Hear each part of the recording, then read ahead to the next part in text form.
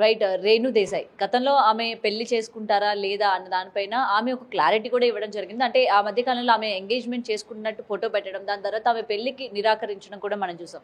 అయితే ఇప్పుడు రీసెంట్గా ఆమె చేసిన వ్యాఖ్యలు చాలా హాట్ టాపిక్గా మారాయి. మళ్ళీ ఆమె పెళ్లి చేసుకుంటాను, తన కూతురికి 18 ఏళ్ళు నిండిన తర్వాత చేసుకుంటాను అని చెప్పిన ఇప్పుడు ఈ వ్యాఖ్యల్ని చాలా ట్రెండ్గా అలాగే వైరల్ కూడా చేయడం జరుగుతుంది. మరి ఇప్పుడు ఆమె తీసుకున్న ఈ డెసిషన్ పైన మాట్లాడదాం. మనతో పాటు సీనియర్ జర్నలిస్ట్ దుర్గా వడ్లమనేని గారు ఉన్నారు, ఆవిడతో మాట్లాడతాం. నమస్తే మ్యామ్. నమస్తే అండి.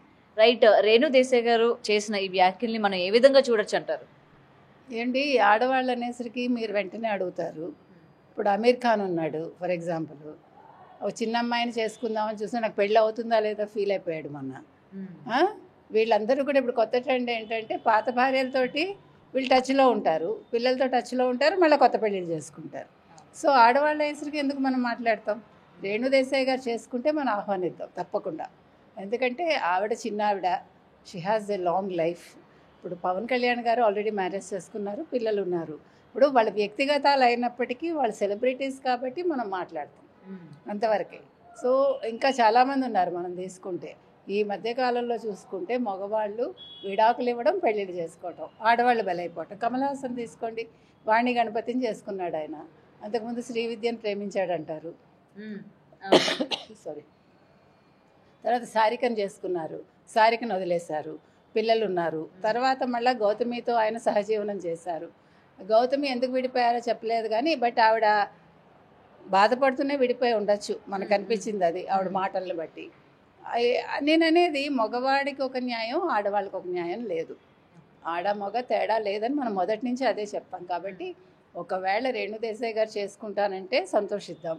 కానీ ఆవిడ నేను పిల్ల పెద్దదయ్యాక చేసుకుంటాను, ఇప్పుడు చేసుకోను అంటే అది ఆవిడ ఇష్టం. చేసుకున్నా తప్పులేదు, చేసుకోకపోయినా తప్పులేదు. ఎందుకంటే ఆవిడ జీవితాన్ని నిర్ణయించుకునే హక్కు ఆవిడకుంది. అదేవిధంగా ఆవిడ రాజకీయాలకి నాకు వచ్చేదానికి అవకాశం దొరికింది గతంలో, నేను మిస్ చేసుకున్నాను, రాజకీయాలు కూడా నాకు ఇంట్రెస్ట్ అంటున్నారు. Okay, letter come. నేను అనేది ఆడవాళ్ళు ఇలా ఉండాలనుకుంటే అలా ఉండొచ్చండి సొసైటీలో. కానీ అట్ ద సేమ్ టైం ఎవరికి వాళ్ళు నామ్స్ అనేది వాళ్ళు పెట్టుకోవాలి అంతవరకే. అంటే మనం చేసేది మంచిగా చెడా, దీనివల్ల మన పిల్లలు బాధపడతారా లేదు మన కుటుంబం బాధపడుతుందా, ఆ పరిధి చూసుకుని మీరు నిర్ణయాలు తీసుకోండి. ఒకవేళ మీరు పిల్లల్ని ఒప్పించగలిగి చేసుకుంటారా, వెల్ అండ్ గుడ్, అది కూడా మీ చేతుల్లో ఉంది.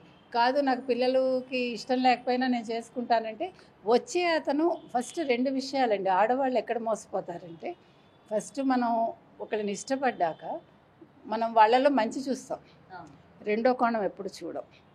ఫస్ట్ రెండో కోణం కూడా చూసుకోవాలి. వెదర్ ఇప్పుడు నేను ఇతన్ని చేసుకోవటం వల్ల నా ఫ్యూచర్ బాగుంటుందా లేదా, నేను మళ్ళీ దెబ్బతింటానా, నా పిల్లల్ని యాక్సెప్ట్ చేస్తారా లేదా. ఇప్పుడు పిల్లల్ని వదిలేసి చేసుకోదలుచుకుంటే మీ పిల్లలకి ఏదైనా ఒక మీరు ఎక్కడైనా పెట్టగలను, వాళ్ళకి షెల్టర్ ఇప్పించగలను, మా అమ్మగారు చూసుకుంటారు, నాన్నగారు చూసుకుంటారు, నేను మ్యారేజ్ చేసుకుని విడిగా ఉండగలను అనుకుంటే మంచిది చేసుకోండి. కాదు అతను లైఫ్ లాంగ్ నన్ను చూసుకుంటాడు, ఖచ్చితంగా నా పిల్లలకి ఒక మంచి తండ్రిగా ఉంటాడు అనుకుంటే కూడా చేసుకోండి. కానీ చేసుకుని బాధపడద్దు. ఎందుకంటే మనం చాలామందిని చూసాం. మనం ఆడవాళ్ళు ఎక్కువగా ఈ ఇబ్బందులకు గురవుతూ ఉంటారు. ఇప్పుడు మీరు ప్రకాష్ రాజ్ని తీసుకోండి, ఫస్ట్ భార్యను వదిలేశాడు, దానికి రీజన్ ఏంటో మనకు తెలియదు. కొడుకు చచ్చిపోయాక అతను భార్యను వదిలేయడం జరిగింది. తర్వాత ఒక చిన్నమ్మాయినే చేసుకున్నారు, కొరియోగ్రాఫర్ని చేసుకున్నారు. సో వాళ్ళందరూ మగవాళ్ళు హ్యాపీగా ఉన్నప్పుడు ఆడవాళ్ళు ఎందుకు హ్యాపీగా ఉండద్దు? ఇప్పుడు సొసైటీ కూడా ఆడవాళ్ళని ప్రశ్నిస్తుంది కదా, నీకు 2 పిల్లలు ఉన్నారు, ఈ వయసులో నీకు అవసరం ఆ పెళ్లి అని. పిల్లల రెస్పాన్సిబిలిటీ ఒక తల్లిదేనండి. తల్లికి అంటుంది, తల్లి కష్టపడుతుంది, కానీ దానికి కారణం మగాడు కదా. మీకు నీనా గుప్తా గుర్తుందా? ఒకప్పుడు హీరోయిన్ ఆవిడ. నీనా గుప్తా రిచర్డ్ తోటి అనుకుంటా కూతుర్ని కంది. Now she repented of late. నేను అప్పుడు ఎందుకు అట్లా చేశానో నాకు తెలియదు, పెళ్లి చేసుకోకుండా పిల్లని కన్నాను అండ్ ఆ పిల్ల బట్టని ఈవిడే తీసుకున్నారు. నేను అనేది మీరు పిల్లల్ని కన్నాక మగవాడు కొంత ఆడవాళ్ళు కొంత భరించండి పిల్లల్ని. ఒకళ్ళే ఎందుకు తీసుకోవాలి? తల్లి కని ఈ బాధంతా భరించి దానివల్ల శారీరకంగా వచ్చే మార్పులు కూడా స్త్రీయే తట్టుకుని ఎంజాయ్ చేసేది మగవాడా? అది కుదరదు. మారాలి, అక్కడే మారాలి. అంటే మనం ఎంత కాదనుకున్నా మన మాతృత్వంతో ఏమవుతుందంటే పిల్లల్ని మనం వదిలిపెట్టలేము. నేను అది వదిలిపెట్టమని చెప్పాను. నేను ఆ బైండింగ్ ఉండాలి, ఆ బంధం ఉండాలి. ఎట్ ద సేమ్ టైం వదిలేసిన వాడికి కూడా రెస్పాన్సిబిలిటీ ఉండాలంట. ఇప్పుడు మీరు ఇంకో పెళ్ళి, ఇప్పుడు అమీర్ ఖాన్ ఇప్పుడు ఇతను ఎవడు, సారీ అండి, కరీనా కపూర్ హస్బెండ్ ఎవరు? సైఫ్ అలీ ఖాన్. ఇప్పుడు సైఫ్ అలీ ఖాన్ ఉన్నాడు, పిల్లలతో ఉన్నాడు కదా. అవును. ఇప్పుడు కరీనా కపూర్కి తెలిసే చేసుకుంది, ఇప్పుడు 2 పిల్లల్ని కంది. మొన్న ఏదో గొడవ అయింది, ఆ గొడవ మళ్ళీ బయటికి రాలేదు కదా. అవును. అంటే తప్పు ఎవరిదో మనకు తెలియదు. నేను అనేది మగవాడికి ఒక రూలు, ఆడవాళ్ళకి ఒక రూలు పెట్టకండి.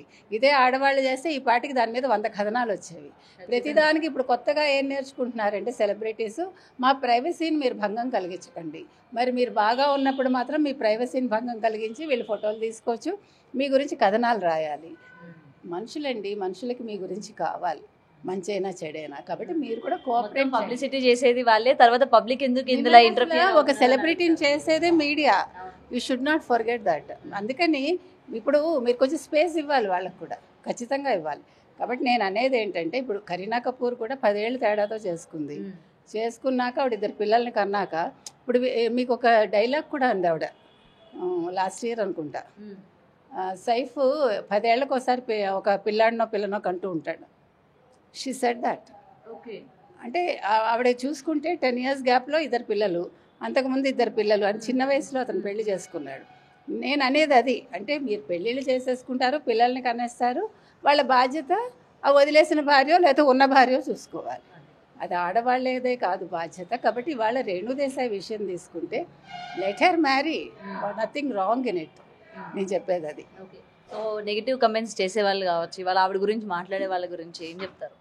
ఏమండి, ఇప్పుడు పవన్ కళ్యాణ్ గారి భార్య కాదు ఆవిడ, కాబట్టి పవన్ కళ్యాణ్ గారితో లింక్ చేసి మాట్లాడక్కర్లేదు. పవన్ కళ్యాణ్ గారి జీవితం పవన్ కళ్యాణ్ గారు గడుపుతున్నారు. కాబట్టి రేణుదేశాయ్ గారి జీవితం రేణుదేశాయ్ గారిని గడపనివ్వండి. ఈ నెగిటివ్ కమెంట్స్ని ఆవిడ తీసుకోక్కర్లే. ఆవిడ మనసుకి నచ్చినట్టు ఆవిడ చేయాలి. వాళ్ళ ఫ్యామిలీ ఒప్పుకుందా, వాళ్ళ పిల్లలు ఒప్పుకున్నారా, లెట్ హర్ గో అహెడ్.